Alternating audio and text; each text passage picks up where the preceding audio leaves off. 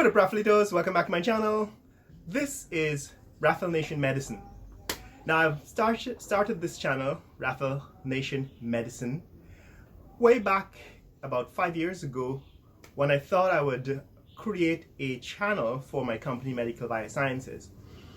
But now I've evolved it to a bigger vision. So I have a PhD in medicine. I have a PhD in physiology and biophysics from the School of Medicine. And what's different about having a PhD in medicine, say, from being a physician, is that we go much deeper and much wider, broader into all of the issues and the illnesses and the diseases in medicine in order to find a cure.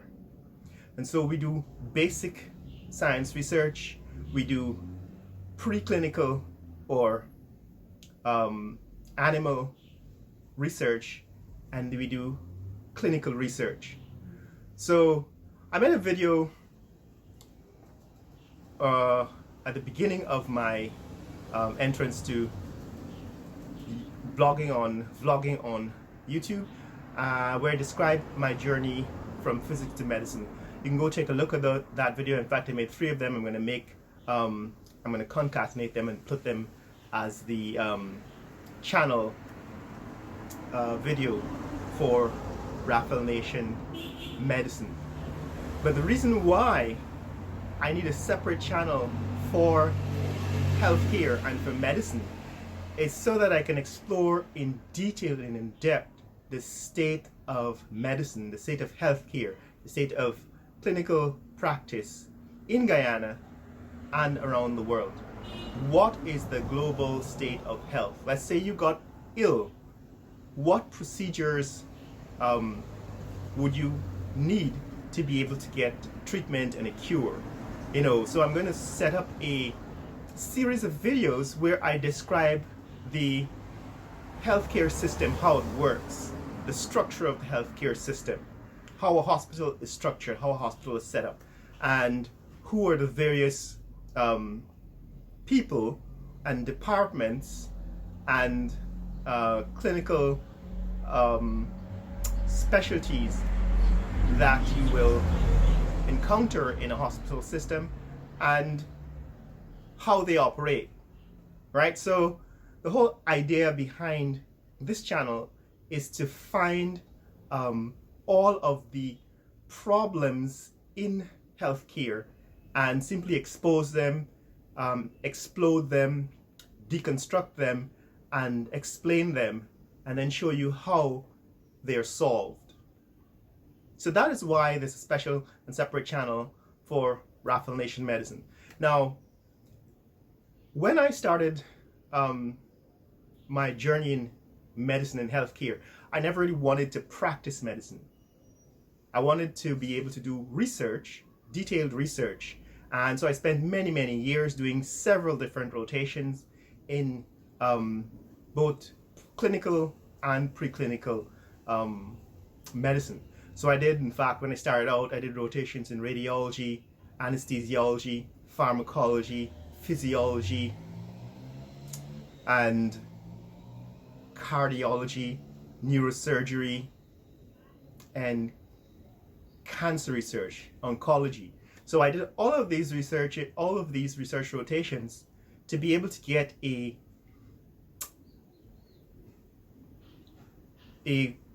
feel, right? A accurate understanding of all the various aspects of medicine. And then when I did my thesis research, I actually went in depth at DNA and cancer, how DNA damage, for example, causes cancer, and how the reoccurrence of DNA of cancer comes from DNA damage that occurs during the treatment process. All right, so I've always had a very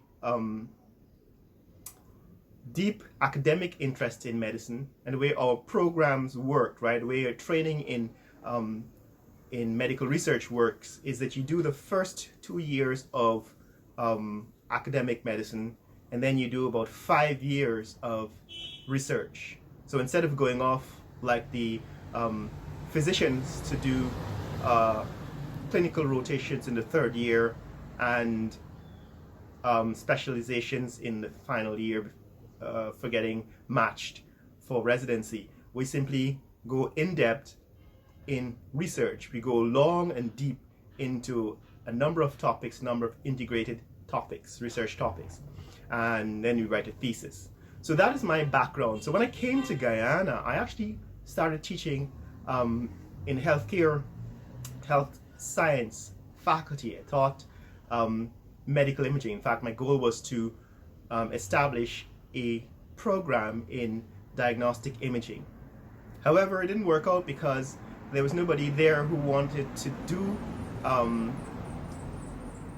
training in medical imaging and medical research imaging the way I was trained to do it. See, the way I learned medical imaging is hands-on with the medical equipment.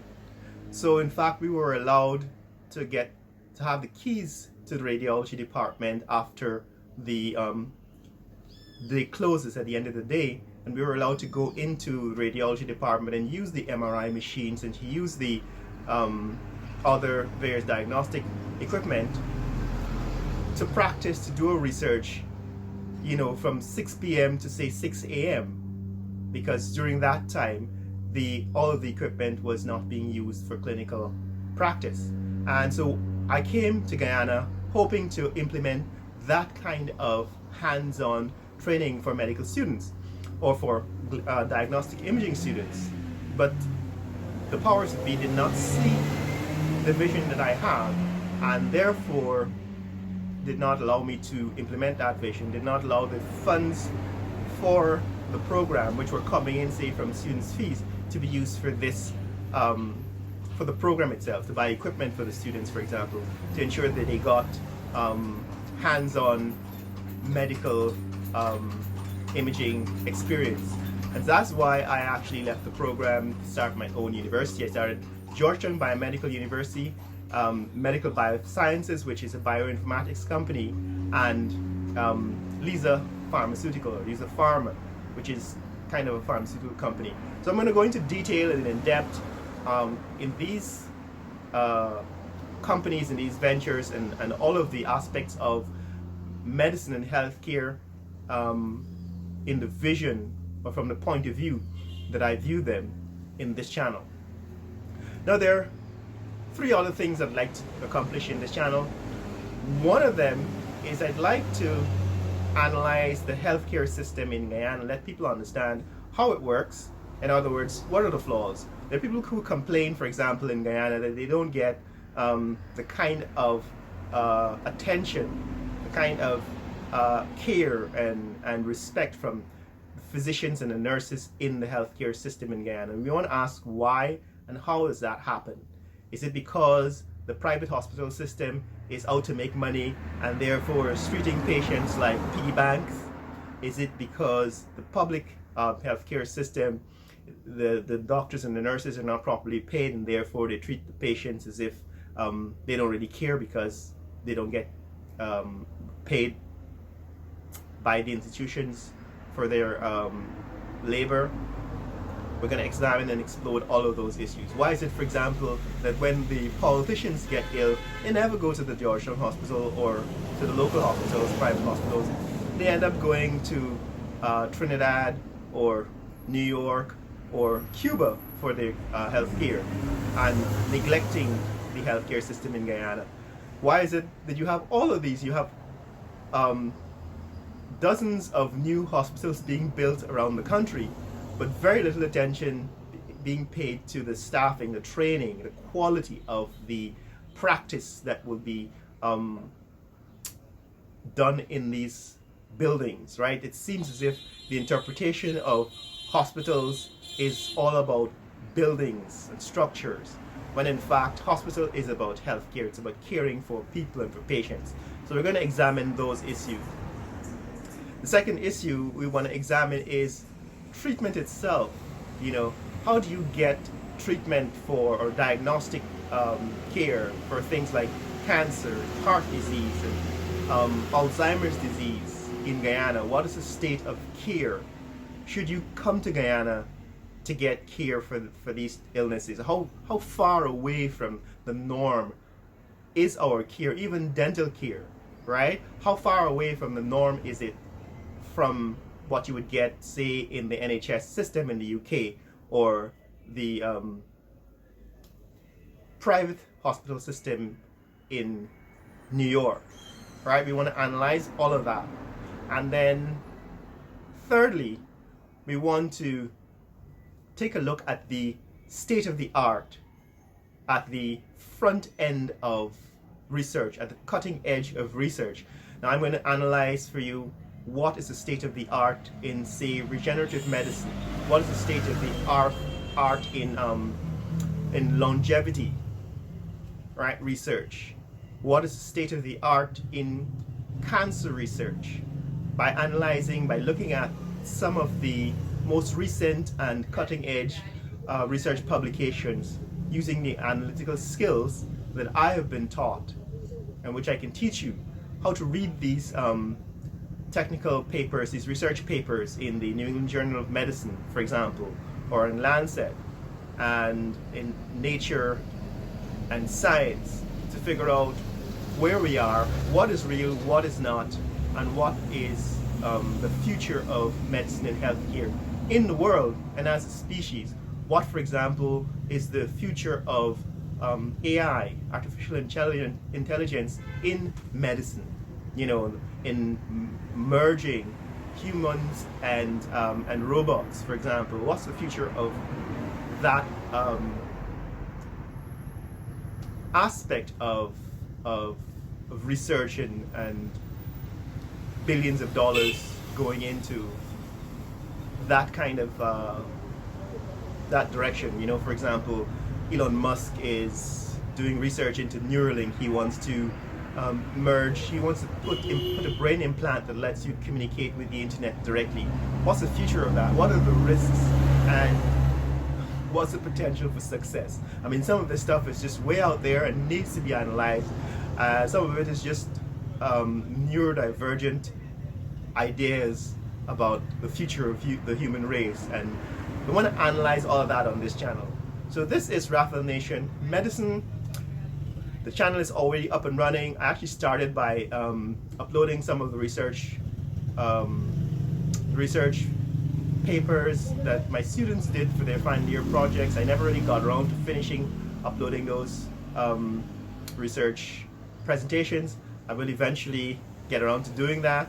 But the idea is to build a channel for all things medicine here in Guyana and around the world globally, and to give people who are interested in this subject a platform to access this information and to discuss it and to share their knowledge of it. I have a lot of plans, for example, for bush medicines in Guyana and exploring the efficacy and obtaining the knowledge, you know, that the native people, the Amerindians have, and Africans have, and Indians have in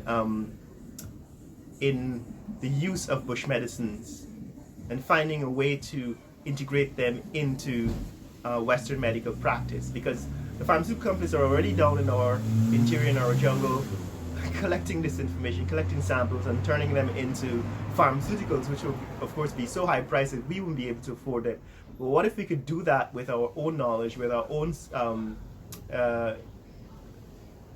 bush medicines, and bypassing all of the Pfizers and the GlaxoSmithKlines and the Sanofi, Juventus, all these major pharmaceutical companies? What if we could do that here in Guyana with our own products, producing our own products, using our own intellectual property? That's what's behind this channel, guys. Now, go sign up. This is the first video for the new channel that is, you know, created specifically for that channel. But if you want to see more videos on healthcare and medicine from the Raphael Nation brand, then you need to subscribe to Raphael Nation Medicine. Share this video with friends and family around the world.